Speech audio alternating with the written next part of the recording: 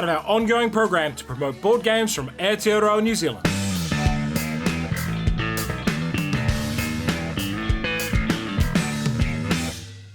Kia ora koutou and welcome to Wayfarers of the South Tigris in about 3 minutes. Review copy used. There is a solo mode and check out our video on it. It's a game for 1 to 4 players, playing time is medium, and it's a pretty complex game. It's Baghdad, 1820 AD, at the start of a great golden age. You are astronomers and cartographers setting out from the city to map the land, sea and stars. Can you provide the greatest insights to your peers in the House of Wisdom? The game ends once one player reaches the end of the main board track. Each player then gets one final turn. The winner is the player with the most points, and you get these from space cards, inspiration cards, collecting sets of matching icons, upgrade tiles, and controlling the 3 guilds. Dice. Many actions need matching dice to work. Worker placement. You can place workers on cards to gain the benefits printed above them. Player turn. Each player has a starting board with dice actions marked at the top and 4 starting locations. When you get new land cards, they go on the left, sea cards on the right, and space cards above existing land or sea cards. Townsfolk can only be placed under a card that matches the symbol on their right, and they upgrade that location. On your turn, you will take one of 3 main actions. The first is a dice action. Many spots have a symbol on them, and you can only take that action if you have a dice matching that symbol. For example, the 1 column has a yellow camel. Take that die and place it in the location to take the printed action, spending 2 provisions to gain a land card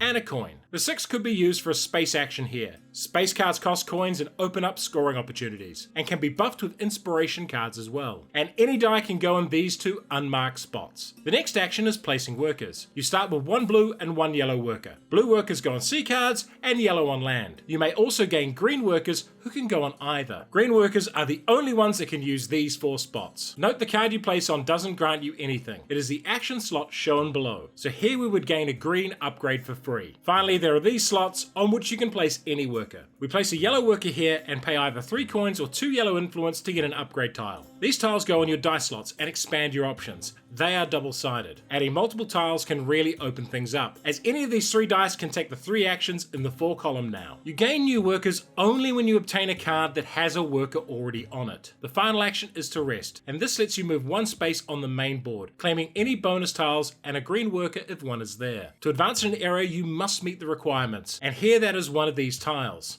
This space gives you an inspiration card as well as an extra die. You can also spend black influence to advance twice when you rest, as long as you meet the requirements for each gate. Claim all rewards of the spaces you enter, then remove and re-roll your dice. It is now the next turn. Why would you like this game? Wayfarers is an interesting beast of a game and one with a huge decision space. There are so many moving parts, all of which you have to manage to understand, but if it clicks for you, it's excellent. And that's because it has a wide variety of engines you can build and ways you can push yourself along to the end game. And you will need to take those end game gates into account all the way through. Another key thing is to consider your space cards and how you're going to maximize those points while still pushing past those gateways. This is all while managing scarce resources and not enough time to do everything. All up, a game for people who want to play a game with a big decision space and tight resources, suited best for more experienced gamers. The best thing about this game is the tension the race on the central board brings to it. However, if you have issues with making decisions in games, this one will not be for you. On your opening turn, you have about 20 options for your first move, and when you play for the first time, it's easy not to take into account those final gates on the main board. You really need to plan your route, and this is tricky when you're new to the game. For a similar sci-fi game, try Underwater Cities. And for a modern day game, try Lost Ruins of Arnak. Wayfarers of the South Tigris, not your dad's Viking game. A reminder, 3 Minute Board Games does not do paid content. Keep us independent by supporting us on Patreon.